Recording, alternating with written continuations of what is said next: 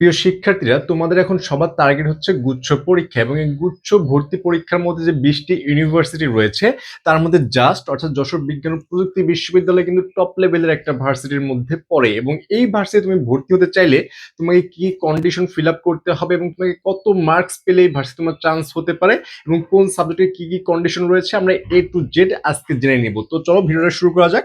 আমরা ফার্স্টে যদি দেখি যে এই ভার্সিটিটা কিন্তু খুব বেশি একটা পুরাতন নয়, ঠিক আছে। 2007 সালে প্রতিষ্ঠিত হয়েছে এবং 45 একর জমির উপর এই ভার্সিটি রয়েছে। ছেলেদের জন্য দুইটি হল এবং মেয়েদের জন্য দুইটি হল পেয়ে যাবে। এবং এখানে দেখো এই ইউনিটের যদি আমরা দেখি যে এসএসসি 3.50, এইচএসসি 3.50 এবং টোটাল লাগবে 7.50। এটা হচ্ছে সামগ্রিক একটা তোমার ফলাফল দেওয়া রয়েছে এবং তোমার বিভিন্ন ইউনিট ভেদে এখানে কিন্তু এটা পরিবর্তন হবে। দেখো ফার্স্টে যেমন দেখি যে আসন এখানে টোটাল রয়েছে 940টি আসন। তুমি মানবিক, বিজ্ঞান এবং বাণিজ্য তিনটে ইউনিট মিলে 940টা আসন এখানে পেয়ে যাবা। তো প্রকৌশল অ্যান্ড কেমিক্যাল ইঞ্জিনিয়ারিং যেটা রয়েছে এখানে তুমি 230টা আসন পেয়ে যাবে এবং এখানকার যে কন্ডিশন এবং সাবজেক্ট গুলো আমার মেন সাবজেক্ট গুলো লিখে নিয়েছি, এটা একটু দেখে নাও।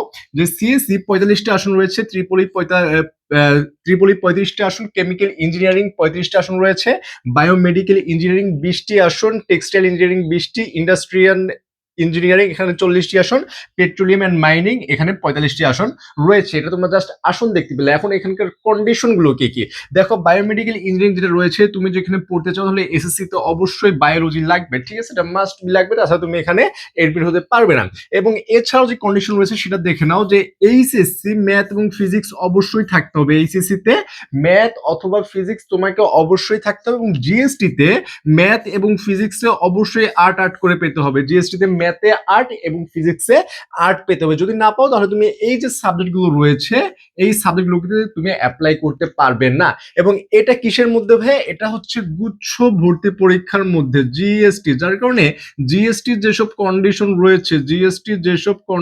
রয়েছে সেই কন্ডিশনগুলো কিন্তু এখানে ফলো করতে হবে, ঠিক আছে। জিএসটির মধ্যে যেমন 30 পেলেই তোমার চান্স হয়ে যায়, কিন্তু জাস্ট থেকে 30 পেলে চান্স হবে মানে জিএসটি 30 পেলে তুমি অ্যাপ্লাই করতে পারবে, কিন্তু জাস্ট কিন্তু 30 পেলে তুমি অ্যাপ্লাই করতে পারবে কিন্তু সাবজেক্ট পাবে না, ঠিক আছে। এরপরে দেখো ফলিত বিজ্ঞান এবং প্রযুক্তি অনুষদ, এখানে তোমার 145টা আসন রয়েছে। এখানে তোমার এনভায়রনমেন্টাল সায়েন্স যেটা রয়েছে এখানে 40টি আসন, ফুড ইঞ্জিনিয়ারিং 40টি, নিউট্রিশন অ্যান্ড ফুড টেকনোলজি এখানে 40টি আসন রয়েছে, ক্লাইমেট অ্যান্ড ডিজাস্টার এখানে 25টি আসন রয়েছে। এখন এই যে সাবজেক্টগুলো, এই সাবজেক্ট তুমি যদি ভর্তি হতে চাও বা অ্যাপ্লাই করতে চাও তাহলে তোমরা এইচএসসি তে অবশ্যই 3.50 থাকতে হবে এবং জিএসটির বায়োলজিতে অবশ্যই তোমাকে 10 মার্কস পেতে হবে। জিএসটির যে বায়োলজি তোমাকে অবশ্যই 10 মার্ক পেতে হবে। যদি না পাও তাহলে কিন্তু তুমি এখানে অ্যাপ্লাই করতে পারবে না। এরপরে দেখো জীববিজ্ঞান অ্যান্ড প্রযুক্তি অনুষদ, এখানে তোমার আসন রয়েছে 180টি। কতটি আসন রয়েছে? 180টি। এখানে মাইক্রোবায়োলজি, ফিশারিজ এন্ড ফার্মেসির মতো ডিমান্ডেবল সাবজেক্টগুলো রয়েছে। এখানে যদি পড়তে চাও তাহলে কেমিস্ট্রিতে তোমাকে অবশ্যই আর্ট পেতে হবে এবং বায়োলজিতে আর্ট পেতে হবে। এটা কোথায়? জিএসটিতে এবং এসএসসি এইচএসসি 3.50 করে টোটাল 7.50 পেতে হবে। এখন অনেকেই দেখো যে প্রকৌশল অ্যান্ড কেমিক্যাল ইঞ্জিনিয়ারিং এ তোমার এখানে টোটাল লাগতেছে কত ভাই? টোটাল তোমার এখানে 7.50 লেগে যাচ্ছে, কিন্তু তোমার যদি 7.50 কম থাকে যে ভাই আমি এর চেয়ে কম আছে 7.00, তাহলে তুমি ফলিত বিজ্ঞান প্রযুক্তি অনুষদে অ্যাপ্লাই করতে পারবে, ঠিক আছে। এরপরে দেখো, এরপরে হচ্ছে বিজ্ঞান অনুষদ, এখানে 140টি আসন রয়েছে, 140টি।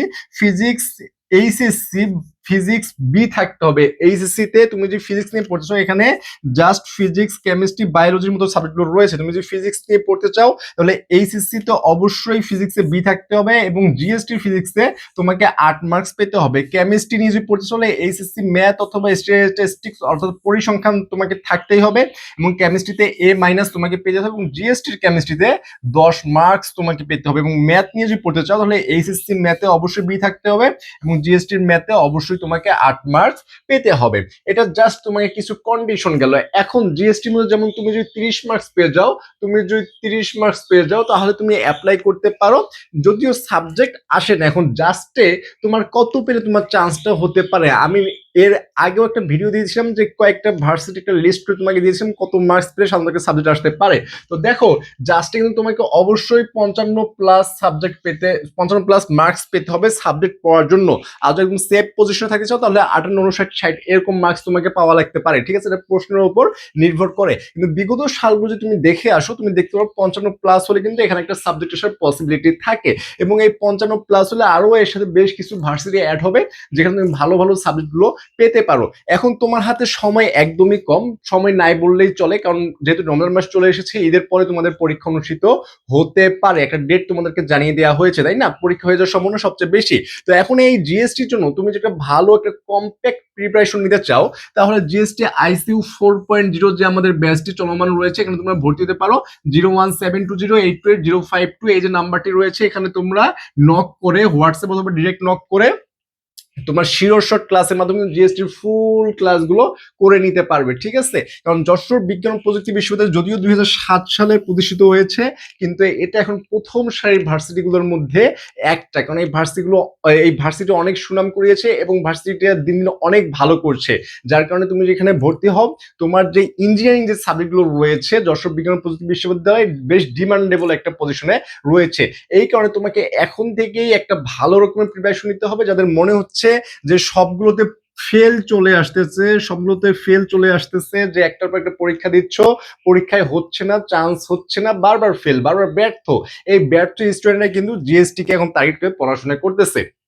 যার কারণে তুমি যদি নিজেকে ব্যর্থ মনে করো তাহলেও ভাই তোমার জন্য এখনো সুযোগ আছে, সেটা হচ্ছে জিএসটি। এবং এই জিএসটির জন্য একটা ভালো রকমের যে গুছানো প্রিপারেশন নিতে পারো, একটা গুছানো প্রিপারেশন ভাই, বেশি পড়ে জাস্ট চান্স হয় না, অনেকে অনেক বেশি পড়ে কিন্তু চান্স হয় না। এই জন্য গুছানো একটা যদি প্রিপারেশন নিতে পারো তাহলে জিএসটি তে তোমার চান্স পাওয়া অনেকটা ইজি হবে, কারণ তুমি সবগুলো পড়াশোনা অলরেডি আগে 100% না গুলো 70% করে ফেলেছো। এই কারণে এখন তোমাকে টপিক বুঝে বুঝে যে পড়াগুলো আসতেছে না পরীক্ষায় সে পড়াগুলো স্কিপ করে করে তোমাকে পড়ে যেতে হবে, যাতে তোমার এখানে পরীক্ষা নিজেকে কনফিডেন্টলি নিয়ে যে প্রেজেন্ট করতে পারো এবং এই পরীক্ষাটা তোমার জন্য একটা ভালো একটা রেজাল্ট নিয়ে আসতে পারে, ঠিক আছে? তো এইভাবে পড়াশোনা করে এবং এই রমজান মাস জন্য হেলায় ফেলায় কাটানো, কারণ রমজান মাসে পড়াশোনাটা আরো বেশি হয়, ঠিক আছে? তুমি টাইম বেশি পাও, খাওয়া দাওয়ার কোনো ঝামেলা নাই, তুমি সারাদিন টাইম পাচ্ছ এবং তোমার শরীরটা একটু রিল্যাক্সে থাকে, ঠিক আছে? তো এই কারণে তুমি পড়াশোনা একটু বেশি করে করো, ব্রেন এখন শার্প থাকে, কারণ শয়তান এখন বাইরে নেই, শয়তান রয়েছে কি বদ্ধ করে, এই জন্য শয়তান যেহেতু নেই তোমাদের পড়াশোনাটা ইনশাল্লাহ অনেকটা ভালো হবে।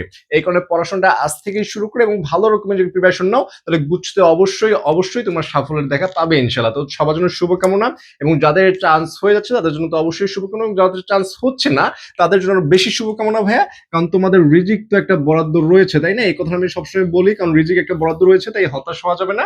এই রিজিকটার উপর বিশ্বাস রেখে, তকদিরে বিশ্বাস রেখে পরিশ্রম করে যাও, ইনশাল্লাহ চান্সটা তোমাদের হয়ে যাবে। আসসালামু আলাইকুম, দেখা হবে নতুন কোনো ভিডিওতে।